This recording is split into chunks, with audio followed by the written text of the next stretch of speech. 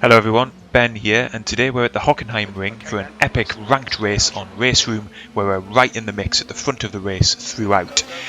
We're in the 2013 Mercedes DTM in the black Thomas Sabo livery, and we're underway from third on the grid, and immediately we're up and challenging for the lead of this race in the T1. But the man who started on pole is taking no prisoners into the first corner. He takes a very aggressive line through there, makes a bit of contact with us, but mercifully we both keep going, and he already has broken clear, and that will prove crucial for him and myself in this race, as being within the 1 second window to the car ahead to get DRS, the drag reduction system, activated is really crucial in this series. So we're now coming down the back straight for the first time into the hairpin.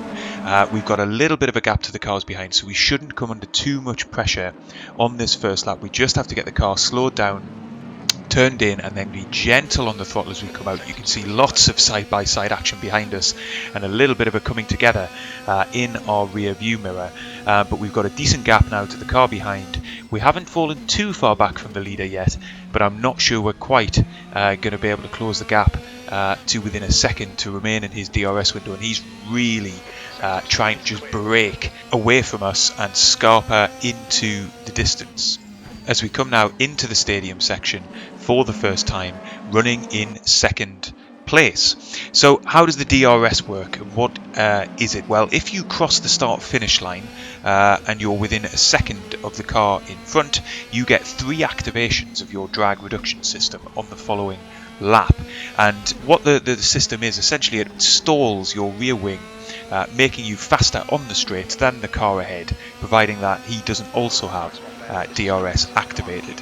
So what you'll see as this race continues is if you're at the front of a queue of cars, then you're in big trouble down the back straight and into the hairpin in particular here at Hockenheim, and you can already see that that's exactly where we are as we come onto lap 2, as we're not close enough to the guy running in first, and we've now got 3 cars behind us, which is going to put us in danger as we come down into the braking zone of the hairpin, because you're pretty powerless to defend really. There's such a big overspeed to the cars behind you. We've got one of them now down in our inside. He's got it slightly deeper. We're going to try and cut back. There's a little bit of rubbing on exit, but we're just about able to make it stick, and we squeeze the other Mercedes out wide onto the left hand side, and we managed to hold the position. He's now coming under pressure himself, but this is now going to be really challenging. I'm sat here thinking, unless I can find a way, perhaps through the stadium section, to build enough of a gap coming onto the next lap,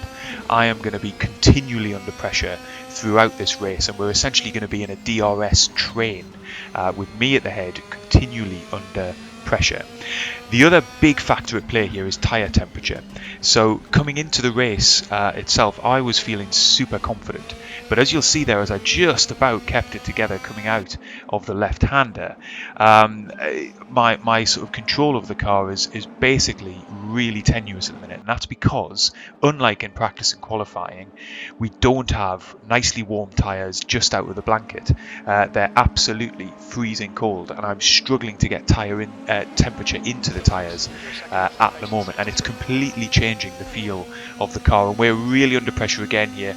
Coming into the right-hander before we get onto the back straight, we just about hold it through there, but once again we're going to be a sitting duck to the cars behind, because they're going to have DRS, we don't, and we're still struggling with cold tyres.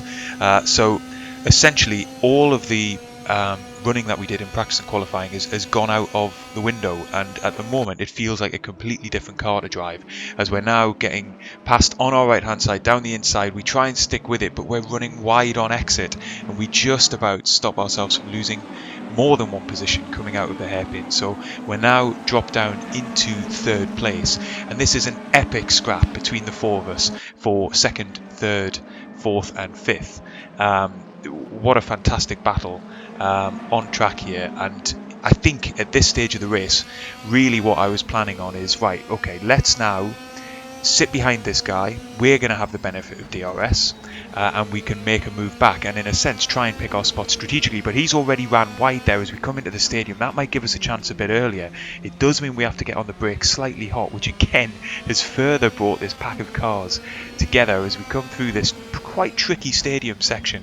It's quite hard to kind of keep your pace up through these corners. We go down into second gear, we probably shouldn't have there, and that means we're going to be slow on exit. We are though still within the DRS window of the car ahead, which will help us both attack him on the coming lap, but also defend against the cars behind. But let's be clear, the car up ahead has got some serious pace. He was close to us in qualifying in fourth spot, and so I am anticipating that this will be a difficult battle to get past him if we're able to at all. We've made another mistake coming out of the right-hander there, and so far from thinking about getting onto the back of the car ahead, we've lost another spot, and that means we're going to have to try and attack ourselves here into the hairpin. We're going to look to the left-hand side at first, but then have to quickly switch to the inside of the corner. We brake late and deep, too deep really, and we do make a little bit of contact. That was a little bit naughty of ourselves really. We weren't fully in control of the car there. We sort of bullied the car out of his line, which I don't think is great form. We did manage to minimise the contact by getting heavy on the brakes, but still a little bit scruffy from ourselves there. We do maintain position on him, but we've lost a spot to the BWT liveried car, who's now snuck past, and so there's a real danger at this point that the race could fall away from us, and that we could find ourselves slipping further and further back in the pack. I have to try and find a rhythm. I know from qualifying that I'm quick around here. I know the track very well.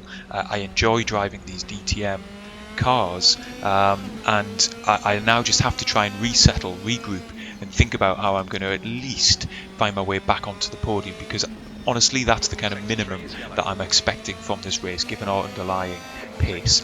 We're well within the DRS as we come now round for another lap here at the Hockenheimring.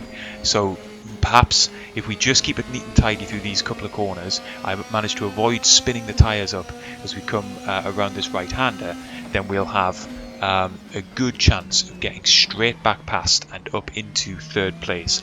It is looking as if second place is already too far down the road, that he'll have to make some kind of mistake for me to be able to get onto the back of him, and so it looks as if at this point in the race third place is as good as it's going to get. He's gone immediately to the defensive line.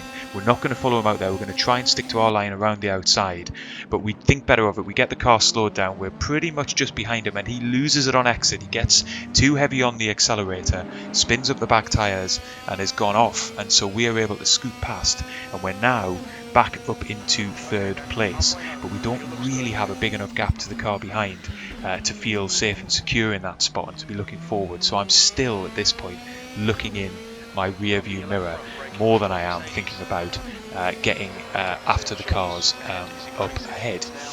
Amazingly, because it's just been so intense, such a close battle, we're already past the halfway point of this race, and there really hasn't been a moment to breathe. It's just been absolutely non-stop since the start of the race, and it looks like it's going to continue being that way at least into the next lap, as we're coming under further pressure here, and I'm really struggling to get the car turned in.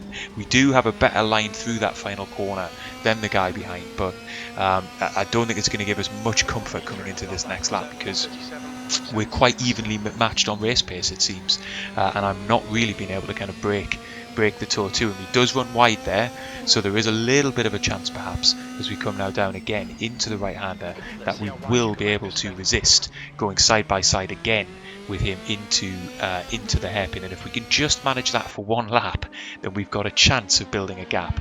But as we come now onto the replay camera, you can see he is closing in. He does have the DRS open. We are going to go side by side once again. My strategy this time around was to get on the brakes nice and early. I don't really want to make any further contact, so I'm going to try the switchback move. He does go in deep, so we are able to make that work. He's right out onto the curb. He's going to get a poor exit. You can see him struggling for control, and finally, by cutting back up the inside of him, we've been able to break the toe, and he's lost loads of time there and has fallen back a little bit, and we've got a little bit of breathing space. Unbelievably, for the first time in this race, 2/3 in, we finally able to just kind of collect ourselves and think about getting some rhythm and some consistency together. And that essentially is the way that the next 5 minutes played out. We did have a slight connection glitch which froze us on track for a few seconds, which in this final lap means he's right on the back of us again, but there really wasn't any on-track action up until this point, and I was very scared that I'd basically dropped out of the session at the key moment, but thankfully we were able to continue going. I am defending pretty hard here because, as I say, I just got back control of the car, but we do come home in a very hard-earned third place, which I'm absolutely delighted about. It could have been more, I think, had it not been for the way the race played out in those early laps, particularly lap 1, where we lost touch with the leader, and then we were essentially at the head of a DRS train for that early part of the race. And as soon as you're in that situation, it's going to get scrappy. But we made the best of it. We came home third. There's the final classification, and a fantastic race. Really enjoy these cars in RaceRoom. So I hope you've enjoyed the episode. If you have, leave a like and subscribe to the channel so you don't miss a race in the future, and I will see you next time.